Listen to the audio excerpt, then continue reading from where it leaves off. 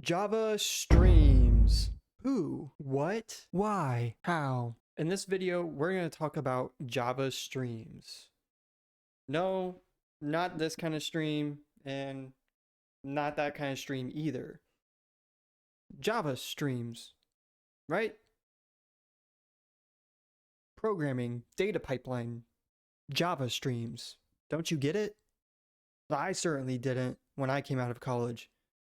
So hopefully, we can cover the history of Java streams, its popular functions, so that you can start writing more efficient code and reading enterprise and production code today. And hopefully, by the end of this video, you can use Java streams in your own dusty GitHub repos to show off to recruiters. Stick around till the end of the video so that you can see a more practical, full end-to-end example of using Java streams in an API. So I got your typical computer science, computer information technology related degree, and I got plenty of exposure to Java, C#, C, all your popular languages, and also the popular concepts in computer science, such as data structures and algorithms. Even learned a little bit of Git and, agile software development. But you know what none of this taught me?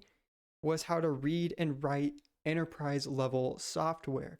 And so once I graduated college and I got into my first job, and I sit there and I look at the API that we're writing, all my team members are using Java streams to filter and create these data pipelines to give back to the user. And I'm sitting there like, what about the for loops? What about my do while loop that I learned back in college? Is it all gone to waste? And no, not exactly. Java streams are just a more functional use of creating data pipelines in Java. Now that might sound like a lot of jargon, but we're about to cover everything you need to know about Java streams. So Java streams released in early 2014, a part of Java 8. So this is actually quite an old feature in comparison to technology standards.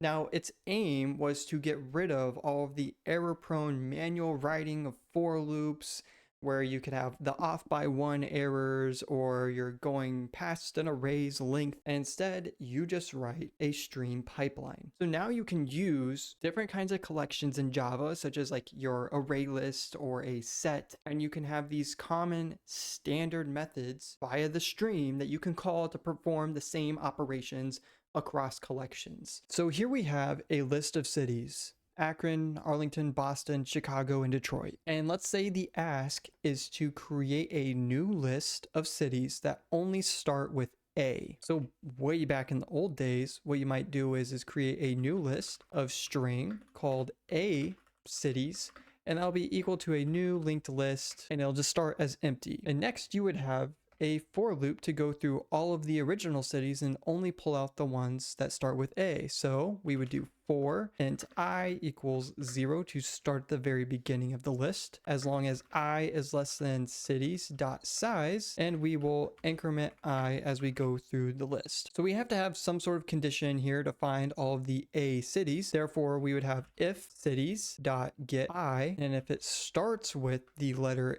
A, then we'll go ahead and say a cities dot add, and then the cities dot get I. So again, we're just going to loop through that list, find all the cities that start with A, and then put them into the new list. And so we'll go ahead and print out A cities here at the end. And so let's see what it produces. And as we can see, we get Akron and Arlington down there at the bottom. But what we can see here is that this was a 5-line change. With streams, we can condense this. Let's go ahead and comment out this code and rewrite using streams. So we'll say that we'll have a list of strings again called A cities, and that's going to be equal to these cities, which is our source, and we're going to stream it. And so what we want to pull out of this stream is basically filtering for only the A cities. So there is a intermediate operation called filter, and for each item that we pass through in the collection, we will call it a city. And so using Lambda expressions, we'll say that each element will be called city, and we'll check that city starts with the letter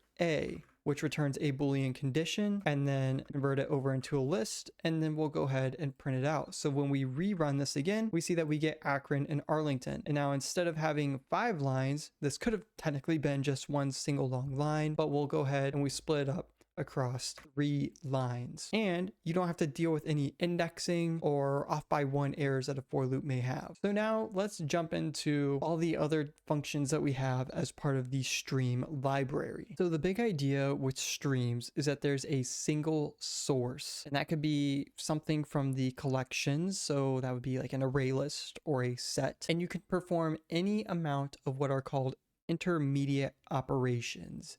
And these operations essentially work on that collection or all the elements of that collection to produce another stream. And so you can call or chain a bunch of these intermediate operations to filter or map your stream accordingly to eventually lead to a terminal operation, which then synthesizes all of the operations that you just performed on that collection, the source, and produces a result. So you can convert that list to another list or map it into something else that you need. So let's look at some of the most popular intermediate operations. So the first intermediate operation we'll go over is filter again, but instead this will be with an object. So the object that we'll use here, for example, is the cat class, and every cat is going to have a name and a color, and color itself is an enum, which is just brown, white, black, or other. So over in our main program, we have 4 cats: Finn, Mochi, Linus, and Bandit,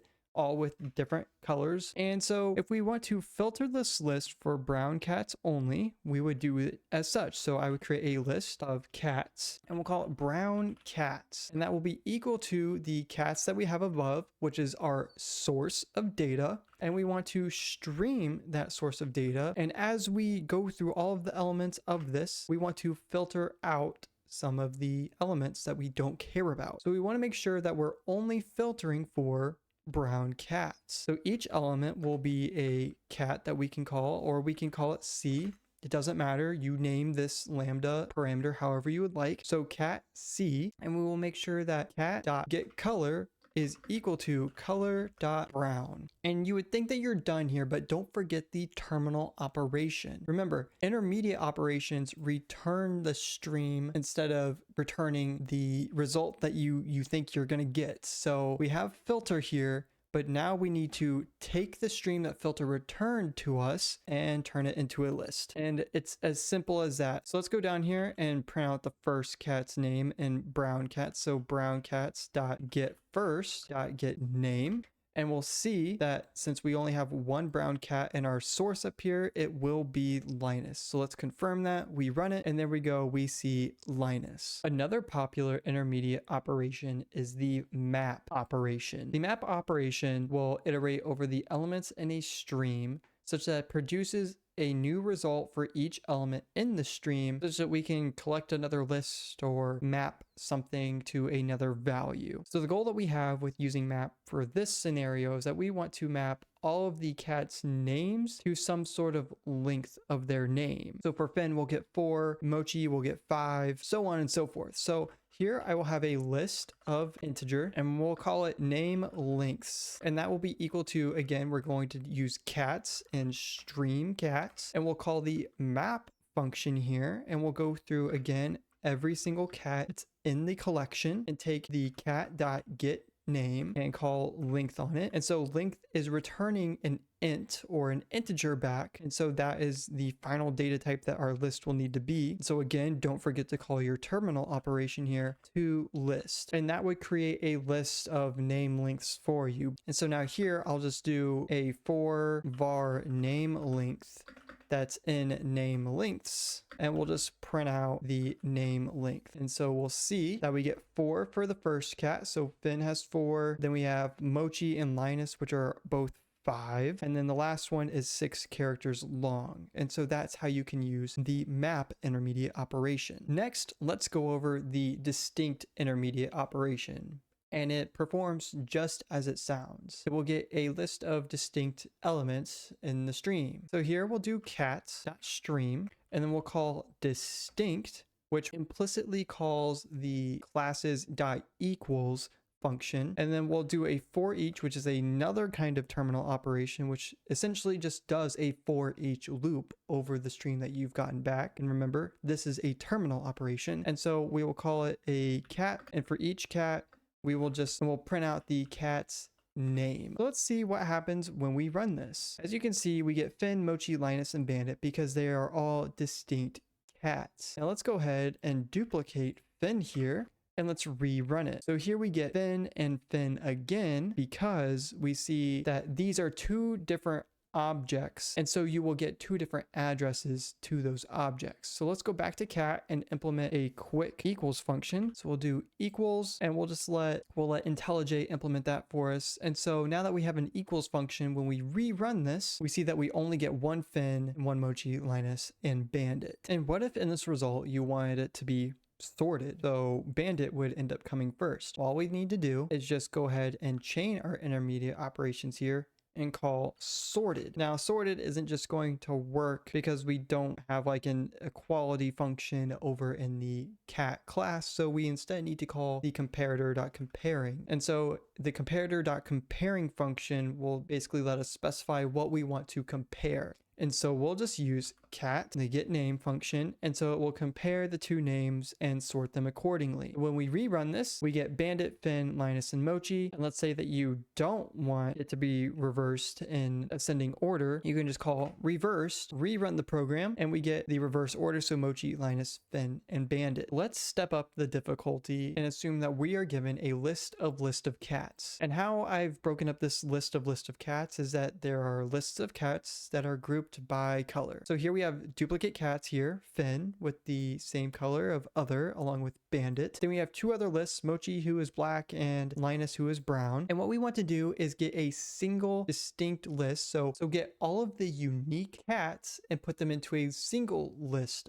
of cats rather than having a list of cats. And so IntelliJ is already kind of telling us what's going on here. From our old code, we have cats.stream. Then we call distinct, which in this case, distinct is being called on a list of cats rather than a cat. And so IntelliJ is telling us, hey, when you're doing this for each, you're getting a list of cats back, so you cannot call c.getName. So what can we do instead? Well, we can call flat map, which is another intermediate operation. So here we just call flat map, and just like all of our other intermediate operations where we're using lambdas, here we are getting a list of cats in the flat map, so we'll call it cat list. And what we'll do here is when we get a cat list that we're iterating over, we'll just turn that cat list and stream it, because again, we can create another stream and call operations or intermediate operations. And just like all of our other intermediate operations, we get a list of cats here. So I'll call the parameter cat list. And for every cat list that we iterate over, we'll just call catlist.stream. And it's simple considering the principles that we've already been working with. Catlist.stream returns to us a stream, which we can perform intermediate operations on. So here we just take the cat list, stream it, and then get all of the distinct elements out of that list of cats, and then it gets condensed into a list of cats rather than a list of cats. So when we go to run this, we see that we get Finn, Bandit, Mochi, and Linus. And we can keep on going with chaining all these intermediate operations. So we can go back and do that sorted, doing the comparator.comparing with the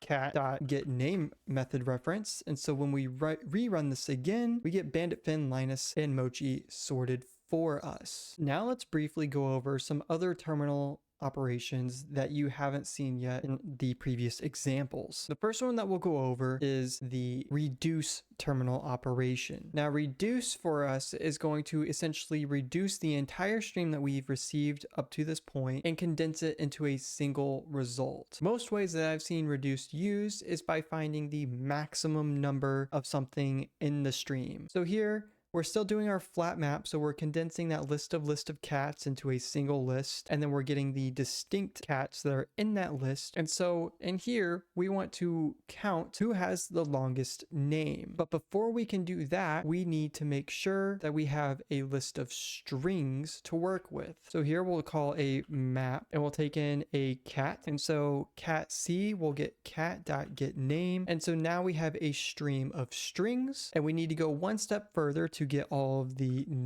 links of each name. And so now we get c.getName.length, and we have a stream of integers. And so if I wanted to get the max length name in this, all I have to do is call the integer max method reference. So here this returns to us an optional integer. Got to make sure that you import it. So max length name, and we'll make sure that we import that. So then we can go ahead and print this value out. So max length name, let's run it, and we get optional 6, because remember, Bandit is the longest name out of all of them. Now, what if you don't know if your stream is full of elements or not? Let's say you've filtered, you've mapped and done all these intermediate operations, and you might not have anything in your stream left over. So what you can do is provide a default value such as 10, and now you for sure get an integer back, and it's not some sort of optional. So we can rerun this and we'll see that we get 10 because that's the minimum that we were looking for. If I make this 1, we'll see that we get 6 back down here at the bottom because we have a name that was longer than 1. And the last useful terminal operation that we'll demonstrate here is just the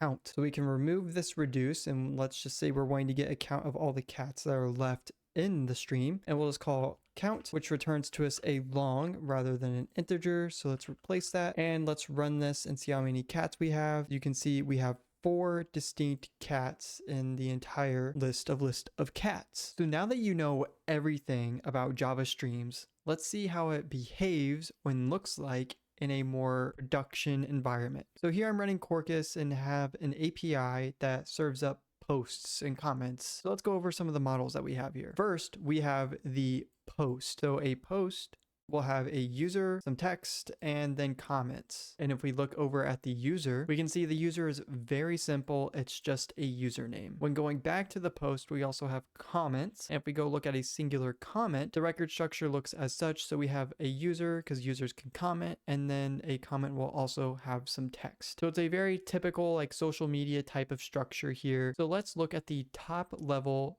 endpoint. So here we can see that if we make a request over to comments, we'll fire off a get comments method that takes in a query parameter called by user. So it's basically going to get all of the comments that are made by a particular user. And so then jumps down to the post controller where we have all of our stream logic. But before we get into that, let's go over the data structure that we're working with. So if we look here at the data store, we have 3 users, Arthur, Byron, and Colton. And what we're going to return back to the controller layer is all of the posts. And what I've done here is I've just organized the posts by user. So user 0, who is Arthur, has 3 posts, and then Byron has 2 posts. And as you can see, the last user in the users list here, so me, has commented on every single post of Arthur's. And then I've also made a comment on Byron's post, and Byron himself has commented on his own post. And so we can see that we have a fetch post call that gets called by the post controller. So let's dive into the stream data pipeline in the controller layer where we're going to find all of the comments by a particular username. So first we fetch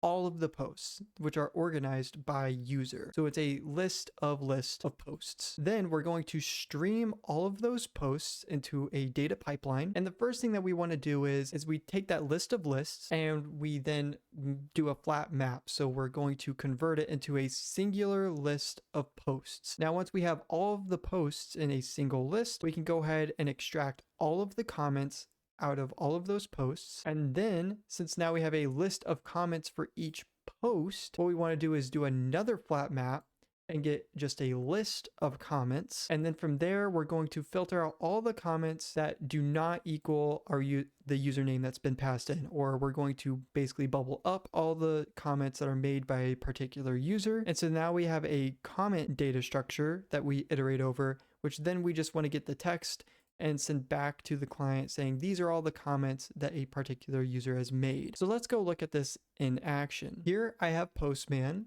up and I'm going to hit the local running service and I'm going to check all of Arthur's comments. So when I send this, I get an empty array. But what about Byron? So if I change the name to Byron, we'll see that Byron has commented once saying I can comment too. And let's go confirm that back over in our data store. As we can see, I can comment too was made by users.get1, which is therefore Byron. And for the chattiest user, Colton, we can see that Colton has made one comment that's hi, then hey, okay, we get it, and that is rude, which then matches up with our data store because he made all three of these comments right here, and then the last one on Byron's post. And that's it for the video.